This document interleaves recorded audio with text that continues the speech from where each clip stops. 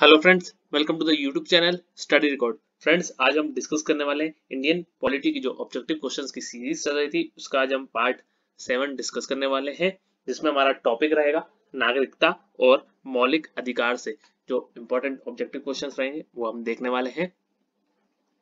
और friends, ancient history, medieval history और modern history के जो ऑब्जेक्टिव क्वेश्चंस की सीरीज थी उसकी प्लेलिस्ट तैयार है, आप वहां जाकर उनके वीडियोस देख सकते हैं और उन वीडियोस के लिंक भी मैं आपको इस वीडियो के डिस्क्रिप्शन बॉक्स में आपको प्रोवाइड कर दूंगा, तो आप वहां जाकर भी उन वीडियोस को देख सकते हैं। और प्रीवियस पॉलिटी के ऑब्जेक्टिव क्वेश्चंस के जो पार्ट्स अपलोड हो चुके हैं उनकी लिंक भी मैं आपको प्रोवाइड कर दूंगा, तो वो भी आप देख लीजिए। और फ्रेंड्स, अगर आपने पहली बार चैनल पर विजिट किया, चैनल को सब्सक्राइब नहीं किया तो चैनल को आप सब्सक्राइब जरूर कर लीजिए। इस तरीके के बेल आइकन को जरूर हिट कर दे, जिससे मैं जो भी वीडियो अपलोड करूंगा तो उसका नोटिफिकेशन आपको मिल जाएगा। तो बेल आइकन को प्रेस करना बहुत ही इंपॉर्टेंट है। और फ्रेंड्स, आप मुझे इंस्टा पे फॉलो कर सकते हैं स्टडी रिकॉर्ड के नाम से। वहां पर मैं आपको डेली के करंट अफेयर्स, साइंस के क्वेश्चंस, पॉलिटी के ऑब्जेक्टिव क्वेश्चंस, रीजनिंग के क्वेश्चंस और स्टैटिक जीके के इंपॉर्टेंट पॉइंट्स वहां डिस्कस करता हूं, तो आप मुझे इंस्टा पे भी फॉलो कर सकते हैं स्टडी रिकॉर्ड के नाम से। जैसे कि मैंने आपको बताया कि इंडियन पॉलिटी की ऑब्जेक्टिव क्वेश्चंस की सीरीज चल रही है हमारी, 1000 ऑब्जेक्टिव क्वेश्चंस हम डिस्कस करेंगे। एनटीपीसी, एसएससी, ग्रुप डी और भी जो भी स्टेट में जिनमें इंडियन पॉलिटी से क्वेश्चंस पूछे जाते हैं वो सारे हम क्वेश्चंस कवर करेंगे, तो किसी भी एग्जाम में आपके ये क्वेश्चंस छूटेंगे नहीं। ठीक है, तो आज का टॉपिक रहेगा हमारा नागरिकता एवं मौलिक अधिकार, पार्ट रहेगा 7। चलिए फ्रेंड्स, स्टार्ट करते हैं। फर्स्ट क्वेश्चन है आज के सेशन का, किस देश ने दोहरी नागरिकता का सिद्धांत स्वीकार किया है? तो फ्रेंड्स, इसका राइट आंसर है संयुक्त राज्य अमेरिका। ऑप्शन नंबर सी इसका राइट आंसर हो जाएगा। संयुक्त राज्य अमेरिका इसका राइट आंसर हो जाएगा। तो संयुक्त राज्य अमेरिका एक संघ राज्य है और संघ राज्य की विशेषता होती है दोहरी नागरिकता। ठीक है, और अनुच्छेद 1 में भारत को राज्यों का संघ कहा गया है, लेकिन भारत में एकल नागरिकता है जो एकात्म संविधान की विशेषता है। तो अगर भारत की बात की जाए तो एकल नागरिकता है। ठीक है, एकल नागरिकता, तो ये आपको याद रखना है।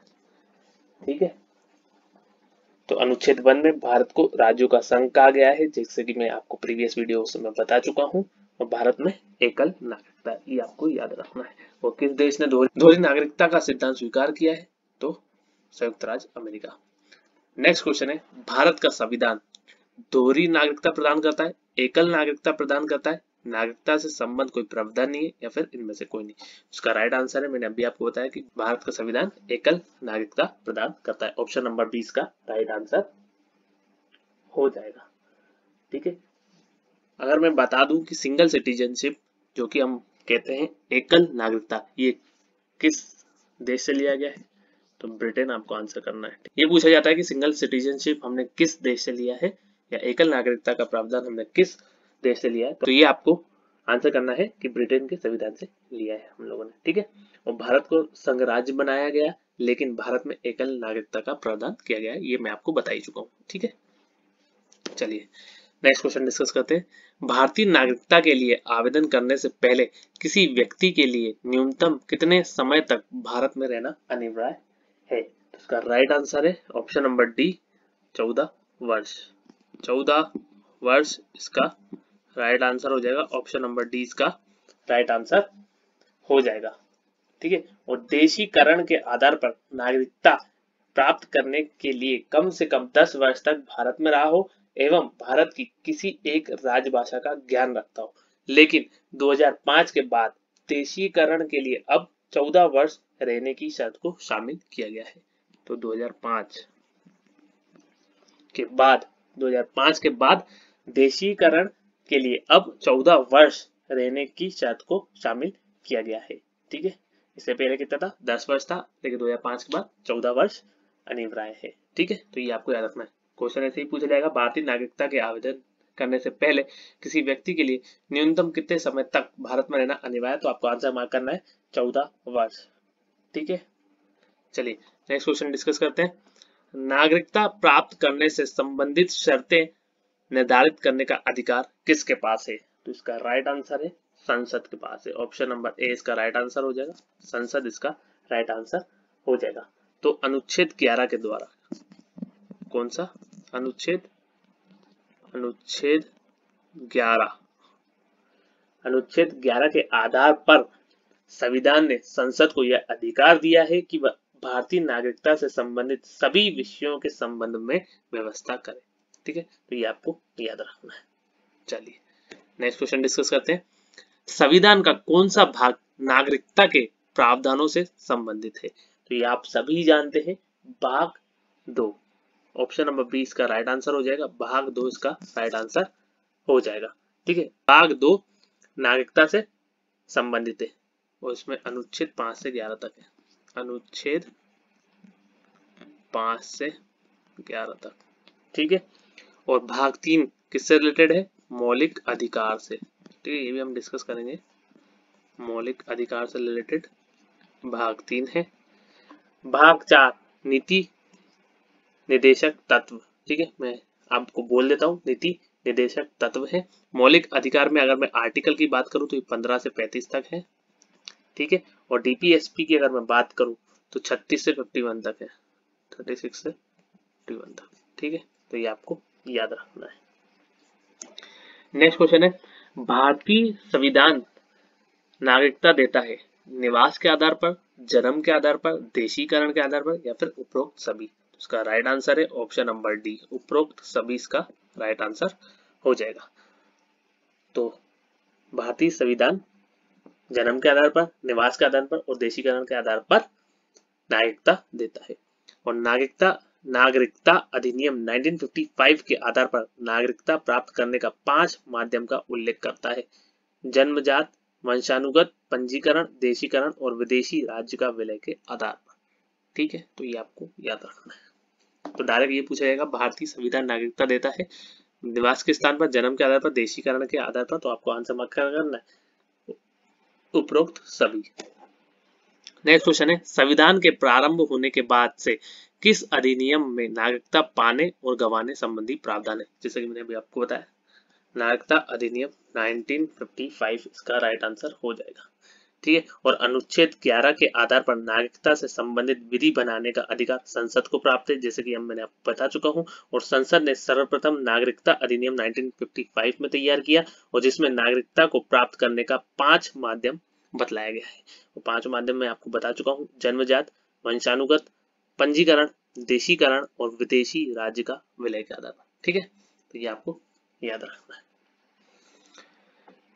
नेक्स्ट क्वेश्चन है, संविधान के 26 नवंबर 1949 को पारित किए जाने के साथ संविधान के कौन से प्रावधान तुरंत लागू कर दिए गए? तो हमारा ऑप्शन है नागरिकता प्रावधान, चुनाव संबंधी प्रावधान या फिर अंतरिम संसद संबंधी प्रावधान। तो इसका राइट आंसर होगा उपरोक्त सभी, ऑप्शन नंबर डी। ठीक है, तो उपरोक्त डी इसका राइट आंसर हो जाएगा। तो संविधान सभा ने 26 नवंबर 1949 को ही 15 अनुच्छेद को जो नागरिकता, निर्वाचन एवं अंतरिम संसद से संबंधित था को लागू किया था। तो ये पूछा जाता है कितने अनुच्छेद?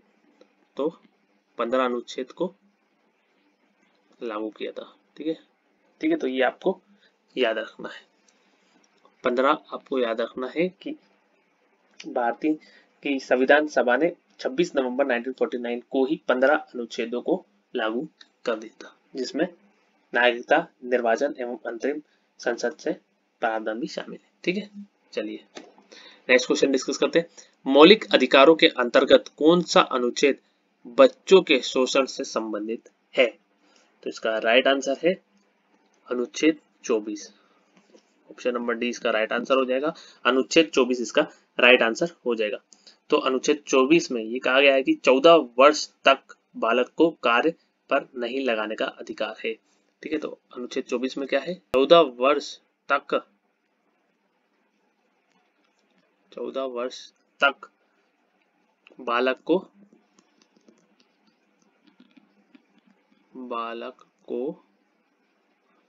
कार्य पर नहीं लगाने का अधिकार। ठीक है, ये आपको याद रखना, नहीं लगाने का अधिकार किसमें? अनुच्छेद 24 में। तो ये आपको याद रखना है। ठीक है, ये पूछा जाता है। और अनुच्छेद 17 की बात करूं तो अस्पृश्यता का अंत। अनुच्छेद 19 की अगर मैं बात करूं तो ये वाक स्वतंत्रता एवं अन्य 5 अधिकार है इसमें। और अनुच्छेद 23 की अगर मैं बात करूं तो बलात्श्रम एवं मानव अंगों के व्यापार पर प्रतिबंध है। ठीक है, ये हम आगे चर्चा करेंगे हमारे आने वाले वीडियोस में। अगर ये पूछा जाता है कि बच्चों के शोषण से संबंधित कौन सा अनुच्छेद है तो अनुच्छेद 24 आपको आंसर मार्क करना है। ठीक है, चलिए नेक्स्ट क्वेश्चन डिस्कस करते हैं। नेक्स्ट क्वेश्चन है, भारतीय संविधान के किस अनुच्छेद में प्रेस की स्वतंत्रता दी गई है? इसका राइट आंसर है अनुच्छेद 19(1).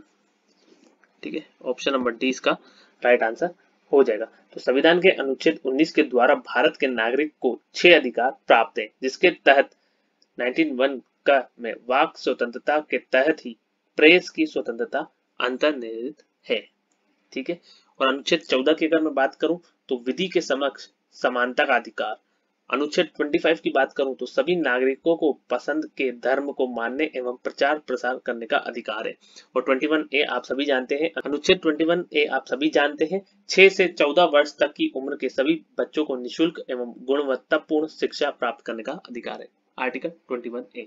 ठीक है, एक बार रिपीट करता हूँ, अनुच्छेद 14 में विधि के समक्ष समानता का अधिकार है। अनुच्छेद 25 की अगर मैं बात करूं तो सभी नागरिकों को पसंद के धर्म को मानने एवं प्रचार प्रसार करने का अधिकार है, आर्टिकल 25 के अनुसार। ठीक है, अनुच्छेद 21A की बात करूं तो मैं 6 से 14 वर्ष तक की उम्र के सभी बच्चों को निःशुल्क एवं गुणवत्तापूर्ण शिक्षा प्राप्त करने का अधिकार है, आर्टिकल 21A बहुत ही ज्यादा इंपॉर्टेंट है। और अनुच्छेद 19 फर्स्ट की बात करूं तो उसमें प्रेस की स्वतंत्रता दी गई है। ठीक है, चलिए हम नेक्स्ट क्वेश्चन डिस्कस करते हैं। संविधान के किस अनुच्छेद द्वारा सिक्कों द्वारा कृपाण धारण करना धार्मिक स्वतंत्रता का अंग माना गया है? तो आपको क्या आंसर करना है? अनुच्छेद 25। मैंने अभी आपको अनुच्छेद 25 के बारे में बताया कि सभी नागरिकों को पसंद के धर्म को मानने एवं प्रचार प्रसार करने का अधिकार इसमें मेंशन किया गया है। ठीक है, तो अनुच्छेद 25 इसका राइट आंसर होगा। अनुच्छेद 25 में प्रत्येक व्यक्ति किसी भी धर्म को मानने एवं पूजा पद्धति को पालन करने की स्वतंत्रता, धर्म के आधार पर जीवन यापन करने का अधिकार है इसमें। ठीक है, अनुच्छेद 24 की बात करता हूं तो मैं भी पहले ही आपको बता चुका हूं, एक बार रिपीट करता हूं। 14 वर्ष तक के बालक को काम पर नहीं लगाने का अधिकार है अनुच्छेद 24 में। अनुच्छेद 26 की अगर मैं बात करता हूं तो धार्मिक संस्था स्थापित करने की स्वतंत्रता। ठीक है, और अनुच्छेद 27 की अगर मैं बात करूं तो धार्मिक दान देने पर कर में छूट प्राप्त करने का अधिकार है। ठीक है, तो ये आपको याद रखना है। चलिए नेक्स्ट क्वेश्चन है, निम्न में से कौन सा भारतीय नागरिकों का मूल अधिकार नहीं है? तो मूल अधिकार जो है भारतीय नागरिकों का वो हम डिस्कस करेंगे, और जो नहीं है वो हम इसमें आंसर मार्क करेंगे। तो मूल अधिकार जो भारतीय संविधान में नागरिकों को नहीं दिया गया है वो है कार्य का अधिकार। ऑप्शन नंबर डी इसका राइट आंसर हो जाएगा।